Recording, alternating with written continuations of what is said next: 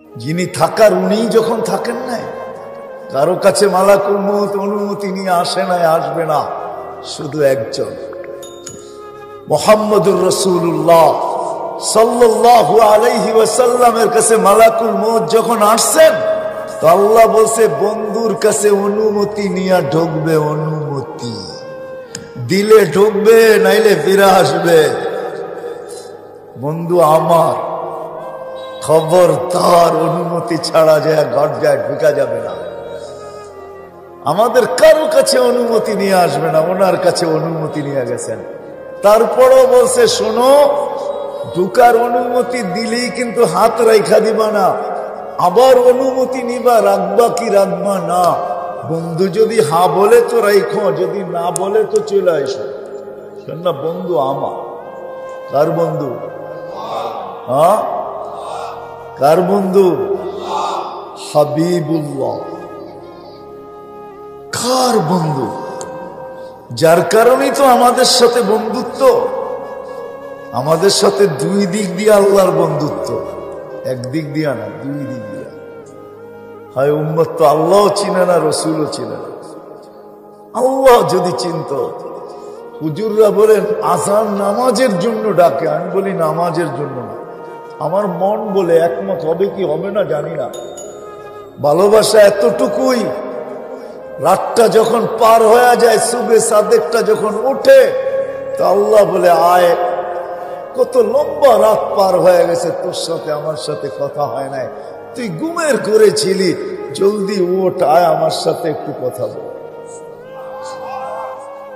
আবার যখন দুপুর হয়, সকালে বলছিস এখন তো দুপুর, আবার একটু কথা বল।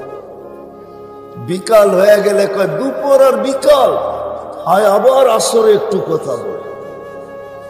মাগরিব যখন হয়, বেলাটা তো ডুবেই গেল, সূর্যটা উঠলো আর ডুবা গেল, শেষ বেলার চল একটু কথা বল। মাগরিবের সময় আয় আমার সাথে একটু কথা বল।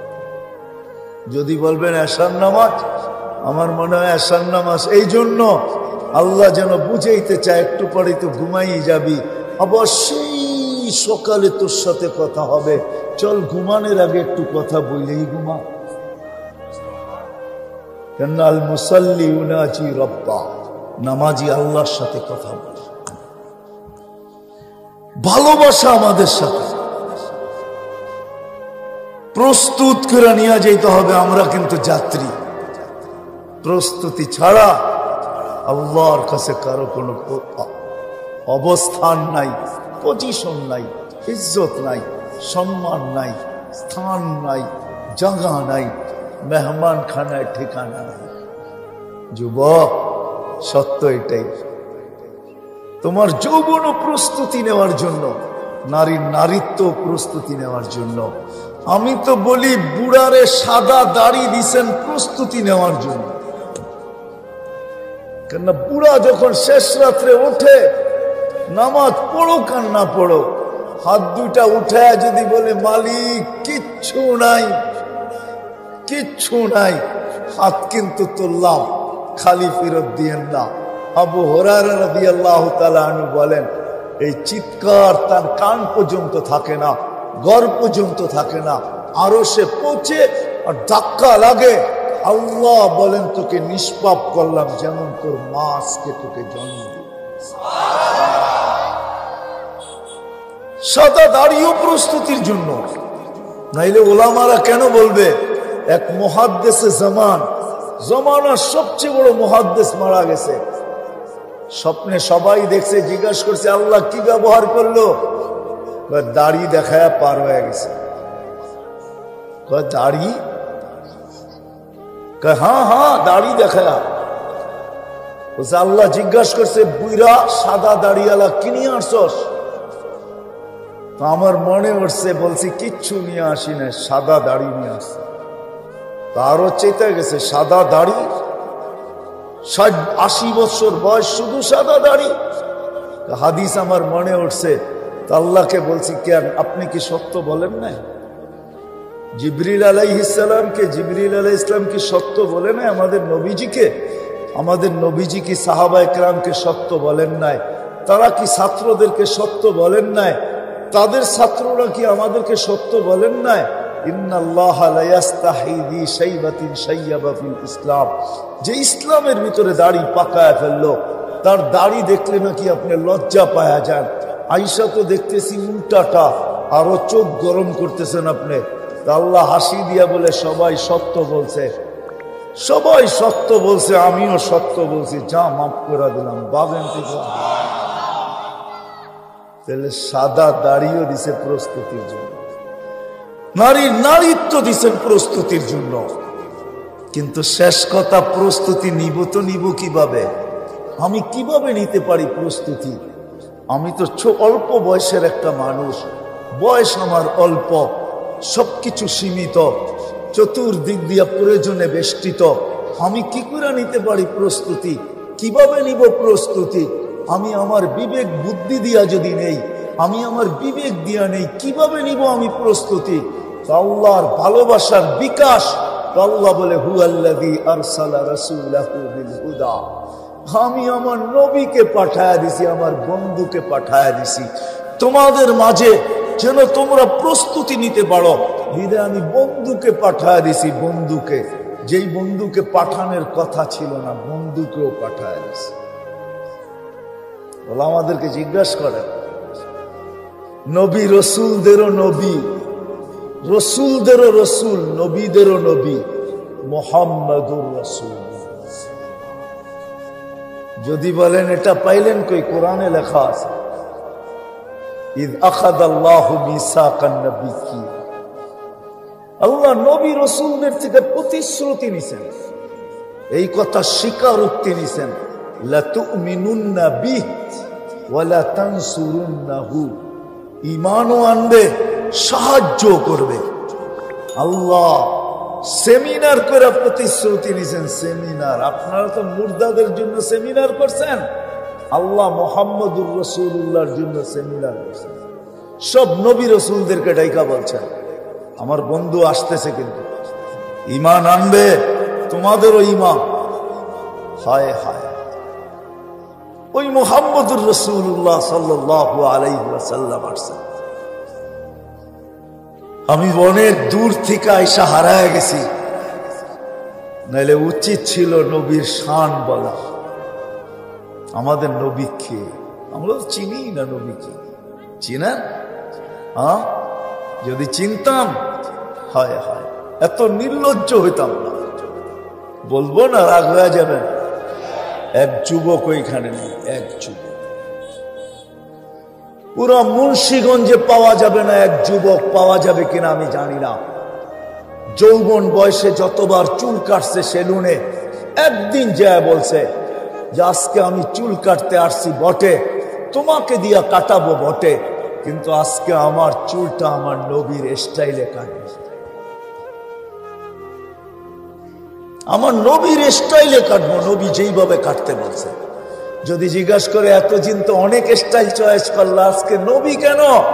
বলছে একদিন হইলো আমি কাইটা রেখা দিব, কিয়ামতের দিন যখন দেখা হবে তখন আমি হাত বাড়ায়া বলবো আপনার স্টাইলে একদিন চুল কাটছি, আমাকে কি দিবেন দেন।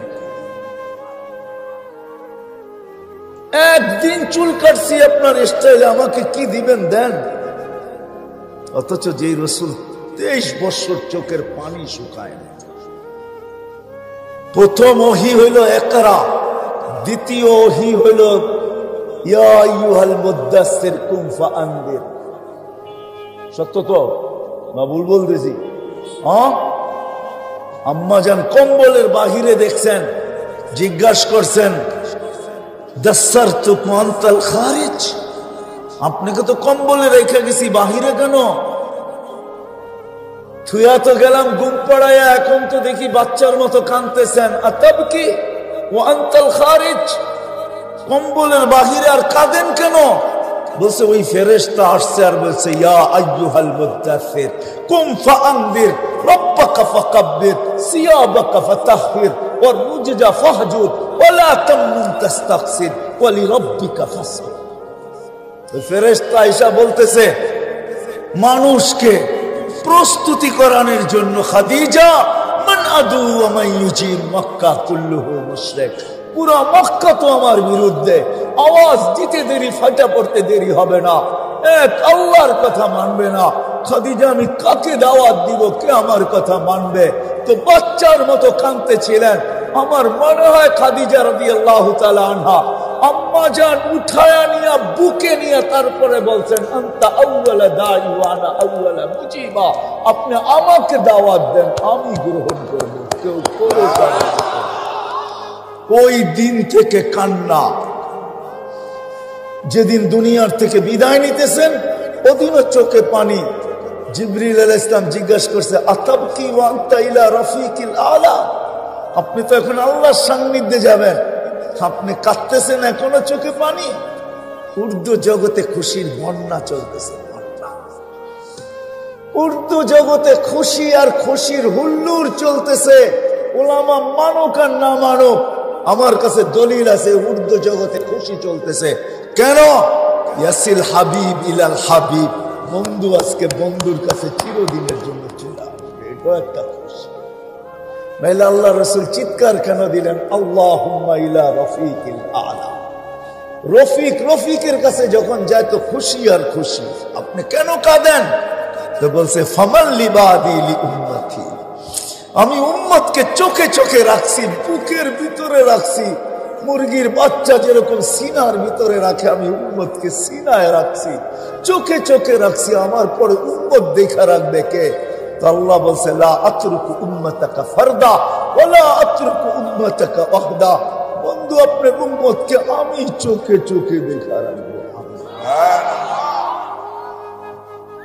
কোন রসুল যদি বুঝে আসে তাইলে বলি, প্রতি জুমার দিন ইমাম সাহেবরা সানি খুতবার ভিতরে শুরুই করে এটা দিয়া, ইন্নাল্লাহা মালাইকাতাহু ইউসাল্লুনা আলান নবী ইয়া আইয়ুহাল্লাযীনা আমানু সাল্লু আলাইহি ওয়া সাল্লিমু তাসলিমা। এইখানে আমার তিনটা প্রশ্ন জাগে আল্লাহর উপরে, তিনটা প্রশ্ন। আল্লাহ বলতেছে আমাদেরকে দুরূদ পড়তে। আমি যদি আল্লাহকে বলি, আল্লাহ কয়েকদিন পরে তো আমরা মরে যাব, আপনার বন্ধুর দুরূদ শেষ। আল্লাহ বলে, তুই তো দেখা যায় বড় বেওকুফ, কোরআনই পড়স নাই, তোদের আগে তো ফেরেশতাদের কথা বলছি, ফেরেশতারা পড়বে। আল্লাহকে যদি আবার প্রশ্ন করি যে ফেরেশতাও তো একদিন মারা যাবে, তো আপনার বন্ধুর উপরে দুরূদ কে পড়বে? আল্লাহ যেন আমাকে বলে, তোর চেয়ে তো গন্ড মুরুক্ষ দেখি নাই, তুই দেখোস না প্রথমে আমি আমার কথা বলছি, ইন্নাল্লাহ, আমি আল্লাহ চিরঞ্জীব, সব সময় দুরূদ পড়তেছি আর পড়তে থাকবো বন্ধুর উপরে।